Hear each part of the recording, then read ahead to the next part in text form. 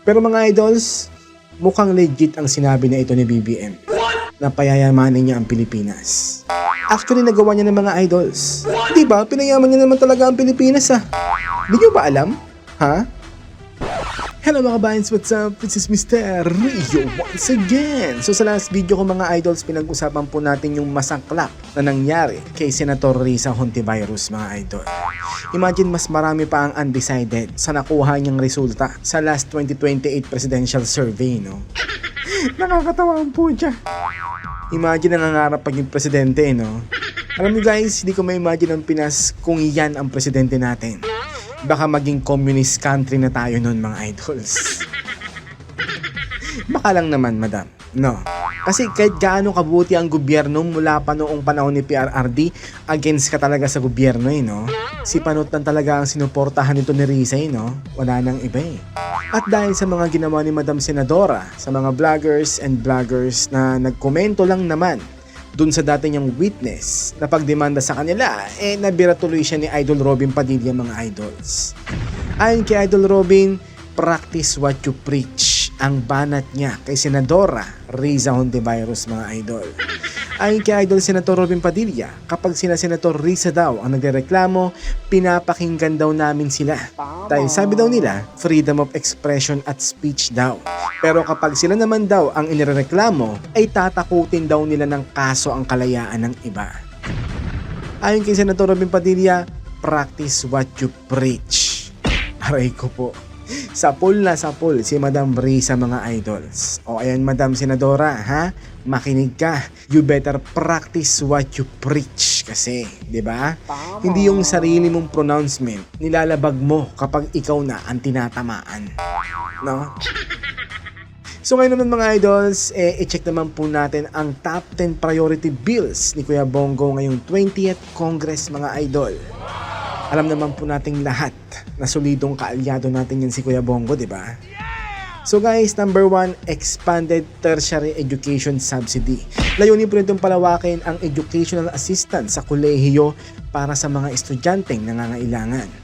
Diba magandang bagay yan, Kuya Bongo? Number 2, PhilHealth ID Health Card. Layunin po nitong magkaroon ng identification card mula sa PhilHealth para sa mas mabilis at efficient na serbisyong medikal. Number 3, regionalization of the National Academy of Sports. Layunin po nitong itatag ang mga sangay ng National Academy of Sports sa iba't ibang rehiyon para sa grassroots sports development. Diba mukhang okay din yung ideya na yun, no? Para makadiscover tayo ng mga bagong Manny Pacquiao sa iba-ibang lugar, di ba?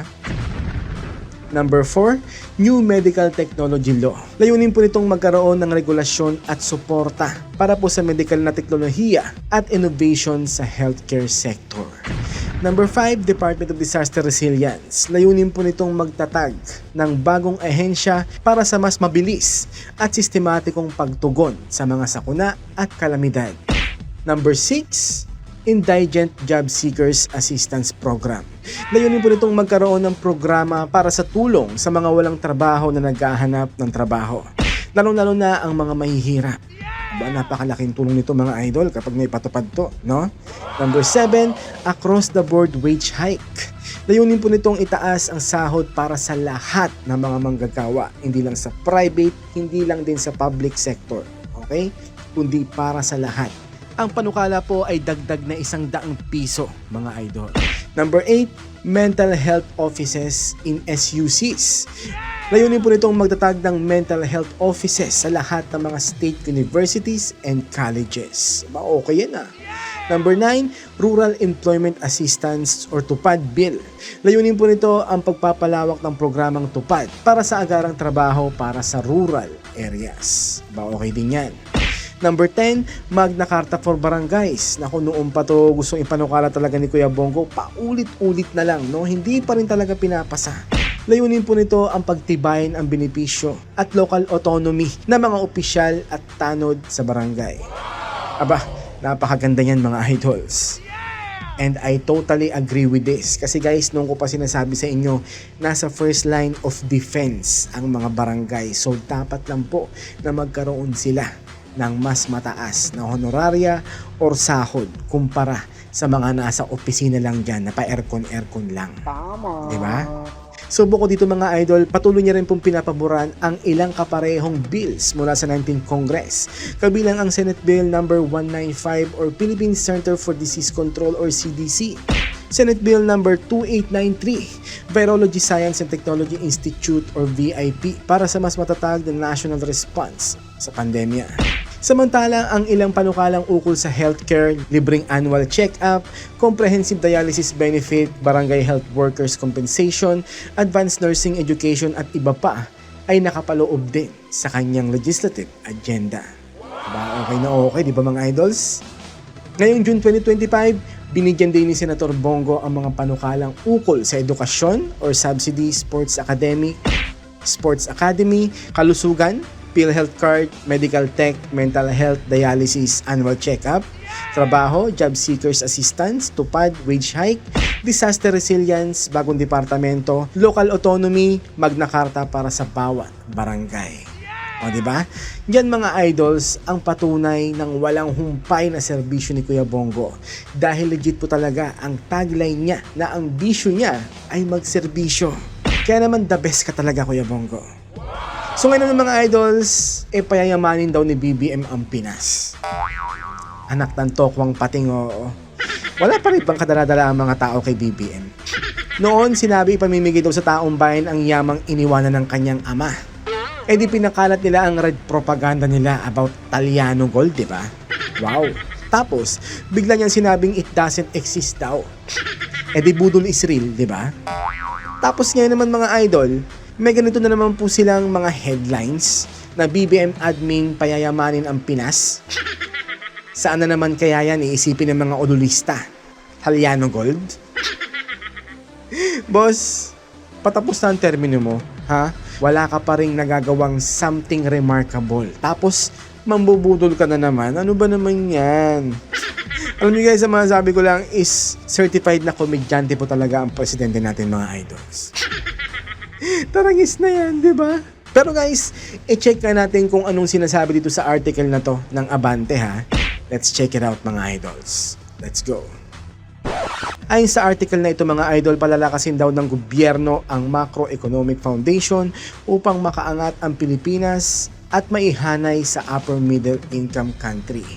Ito ang inihayag ng palasyo kasunod ng inilabas ng country classification ng World Bank kung saan nananatili sa kategoryang lower middle income ang Pinas ngayong taon sa kabila ng gumagandang takbo ng ekonomiya. Yun lang naman pala eh. Wala naman palang sinasabing Taliano Gold mga idols, no?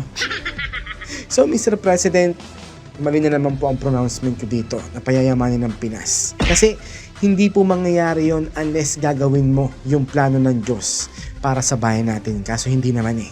Diba? Hindi naman ikaw ang pinili. Pero teka lang, Mr. President.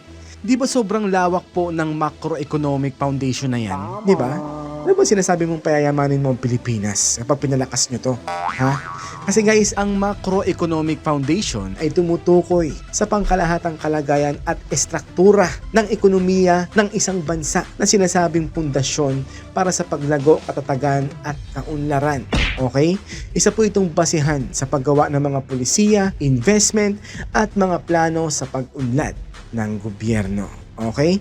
So ano-ano ba ang pangunahing elemento ng Macroeconomic Foundation? Well, unang-una syempre ang GDP growth. Ito po ang sukatan ng kabuuang kita o produksyon ng bansa. Kapag tumataas ang GDP, nangangahulugang lumalago ang ekonomiya. Okay? Pangalawa, inflation rate. Ito po ang antas ng pagtaas ng presyo ng bilihin. Mahalaga ito para sa purchasing power ng mga mamamayan. Okay? Pangatlo, employment and unemployment rate. Ito po ay tumutukoy sa dami ng mga trabaho at walang trabaho sa bansa. At kung may mataas na employment, ibig sabihin lumalago ang ekonomiya. Okay, pang-apat, fiscal policy o budget ng pamahalaan. Ito po ang gamit ng gobyerno sa paggastos at pagkolekta ng buwis at nakakaapekto po ito sa paglago at serbisyo publiko. Panglima, monetary policy. Ang may kontrol po nito mga idol ay ang Bangko Sentral sa interest rates at supply ng pera. Layuning panatilihin ang inflation sa tamang antas at pagpapastable ng currency. Pang-anim mga idol ay trade balance. import at export. Tumutukoy po ito sa kalagayan ng pag-aangkat at pag-export ng bansa at saka trade surplus kung mas maraming export kaysa import. Okay, pang-pito, foreign direct investment or FDI mga idols. Pamumuhunan mula sa ibang bansa. Ito po ay palatandaan ng tiwala ng mga dayuhan sa ekonomiya ng bansa. Pangwalo mga idol ay exchange rate stability. Ito po ang katatagan ng halaga ng piso kontra ibang currency. Mahalaga po ito sa import and export at foreign debt natin mga idol. Okay? So, paano mo palalakasin to, bossing? Puro ka naman utang, di ba?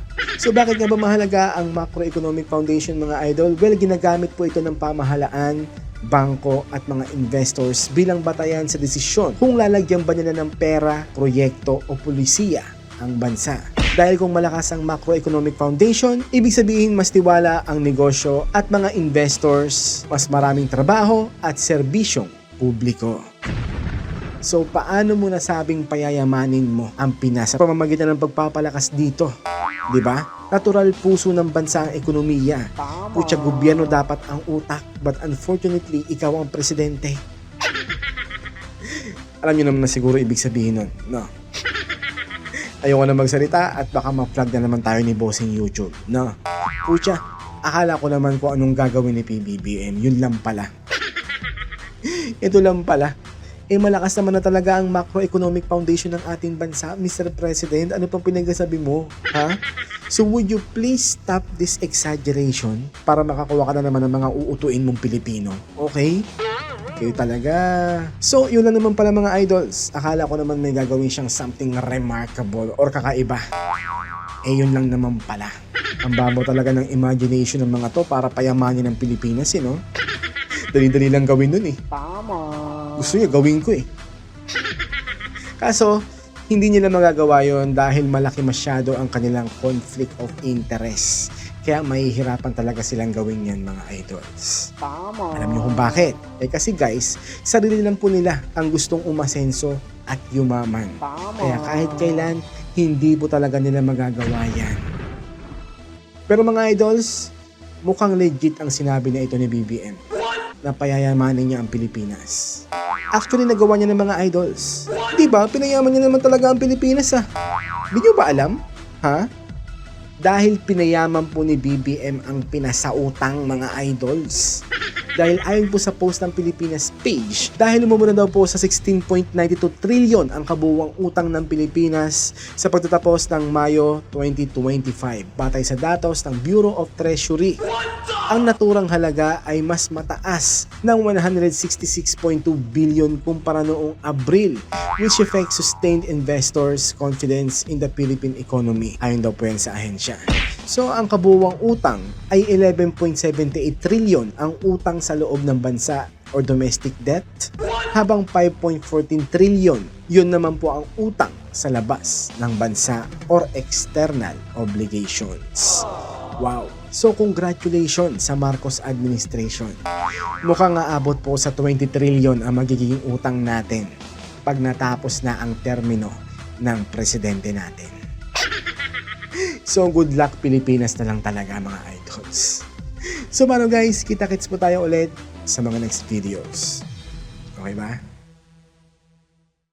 For more videos, please subscribe to Mr. Rio Official on YouTube and follow Mr. Rio 2.0 on Facebook Meta.